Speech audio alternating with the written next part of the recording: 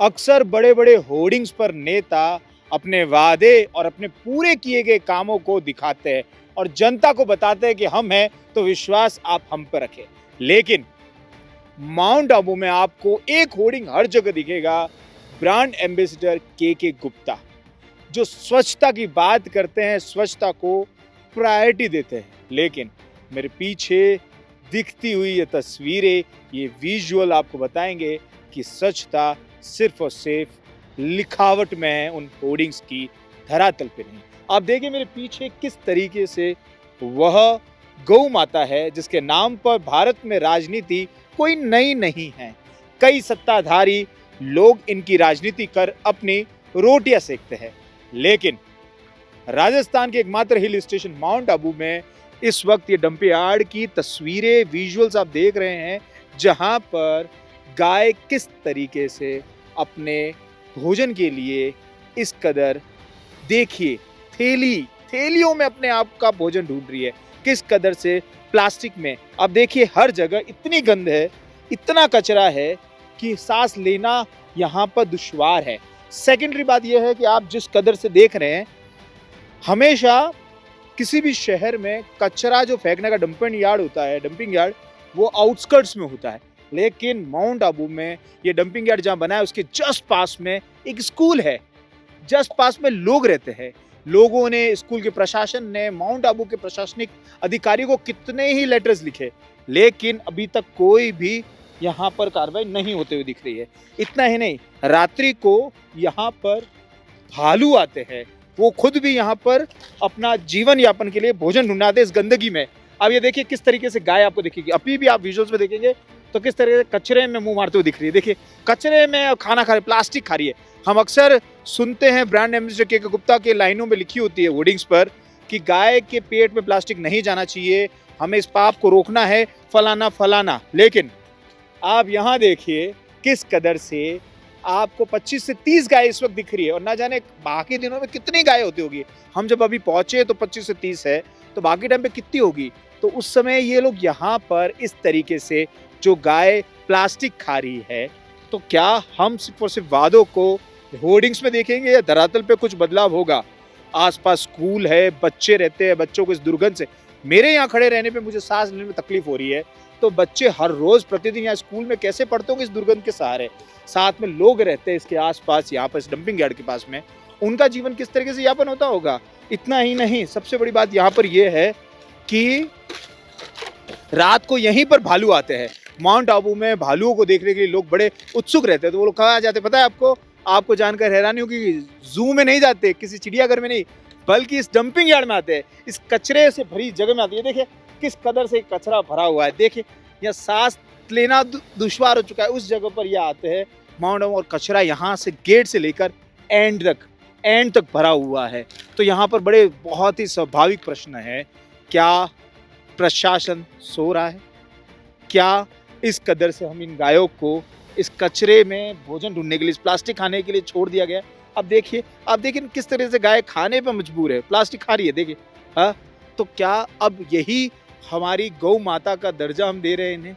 हम अक्सर कहते हैं कि गाय हमारी माता है, क्या हम हमारी माँ को इस कदर से कचरे में से अपने जीवन यापन के लिए इस कदर से खाने पे मजबूर छोड़ देंगे?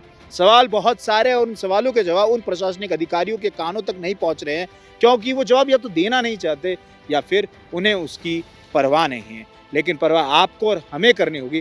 कमेंट में बताइएगा, क्या माउंट आबू में सिर्फ और सिर्फ गाय इस तरीके से कचरा खाएगी, या हम और आप कुछ इसके लिए प्रयास भी करेंगे? इसी तरह थिंक 360 को देखते रहिए। शुक्रिया। जैसे कि मैंने कहा आपको कि इस डंपिंग यार्ड के पास में लोग भी रहते हैं।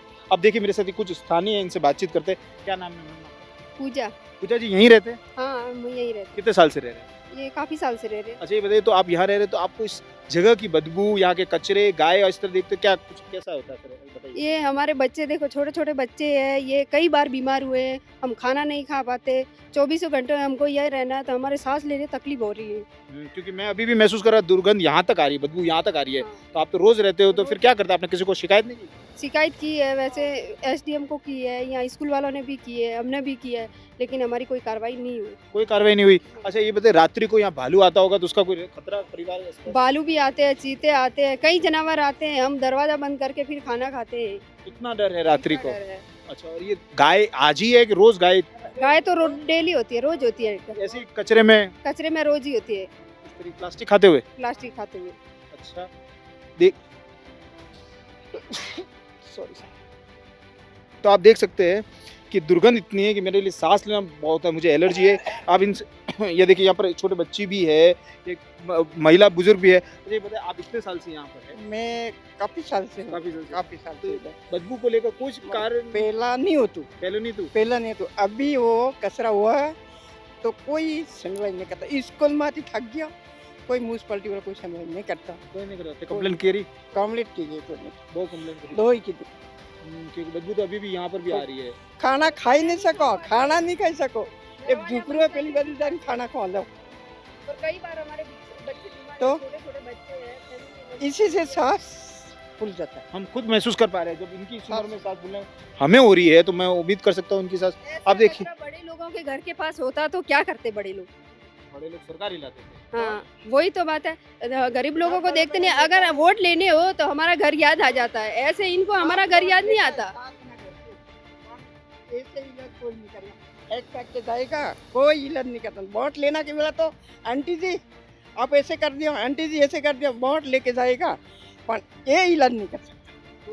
देखिए आप मेरे पीछे, आप देखिए, यहाँ से ये इनका घर है और यहाँ से सामने कचरा है। ये देखिए कितना सारा कचरा है, पूरा कचरा जिसमें प्लास्टिक में गाय आपको खाते हुए दिख रही है। जैसे कि स्थानीयों ने बताया कि रेगुलर बेसिस पर गाय होती ही है, और इस तरफ ये उनका घर है।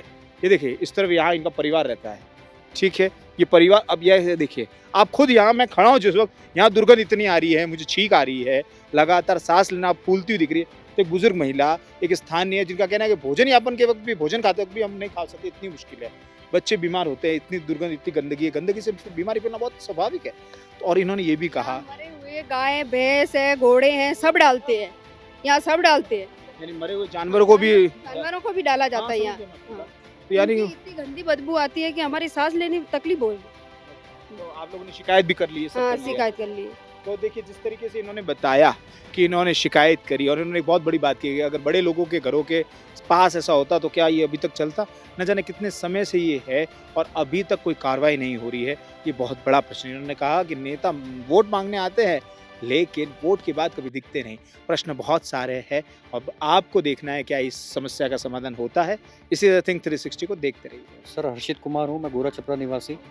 सर यहाँ जैसे डंपिंग यार्ड बना हुआ है काफ़ी लंबे समय से, इसके कारण आप देखें पीछे की तरफ ये रोटरी स्कूल है, पूरा का पूरा बंद हो गया स्कूल। और यहाँ वीर बाबू जी मंदिर है थोड़ी सी दूरी पर, ये भी बंद हो गया है। और यानी कि मंदिर पूरा का पूरा यानी कि व्यवस्था अव्यवस्थित हो गया मंदिर, क्योंकि भालुओं का रात को आतंक रहता है।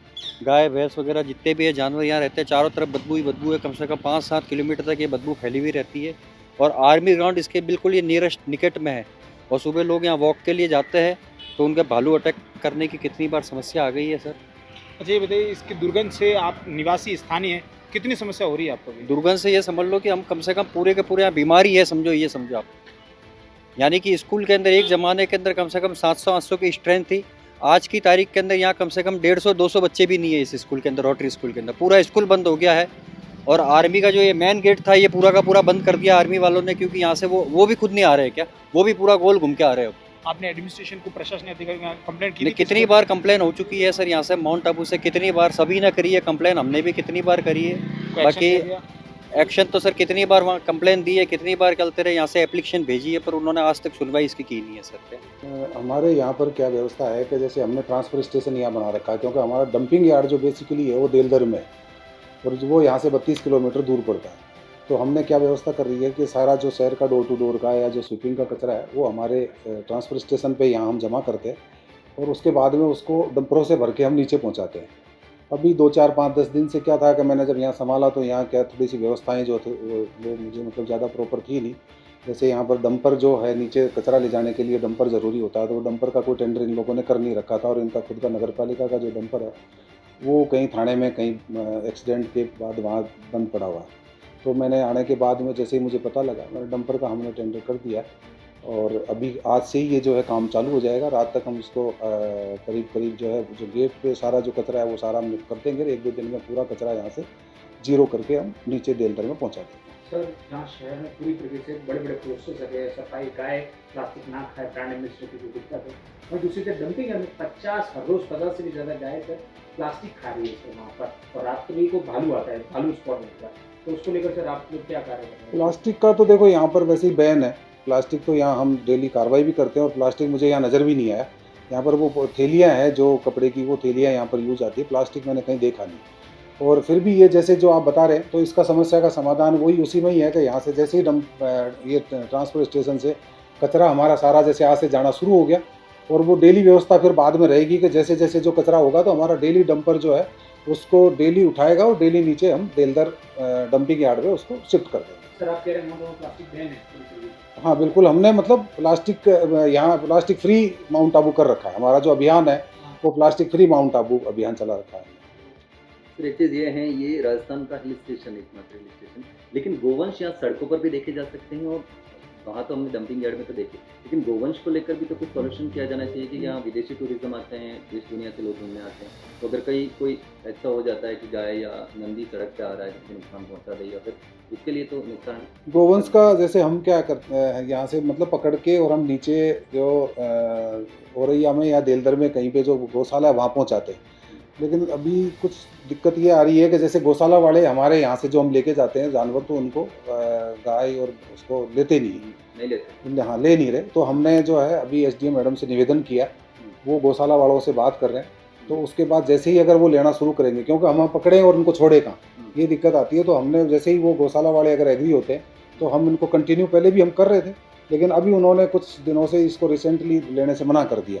तो हम जैसे ही ये अगर वो लेना शुरू करेंगे तो हम यहाँ से वापस पकड़ के और इनको नीचे पहुँचाना शुरू करेंगे। और कुछ हम जो है प्राइवेट जो गाय पालक है उनको भी हम पाबंद कर रहे हैं कि वो कुछ, अभी क्या होता है कि बारिश के दिनों में लोग अपने गायों को क्या बाहर रोड पे छोड़ देते हैं, तो उनको भी हम पाबंद कर रहे हैं कि भाई आप अपनी गायों को जो है वो रोड पे नहीं छोड़ो। और जो बाकी जो इसके अलावा निराश्रित गोवंश है उनको हम नीचे पहुँचाने का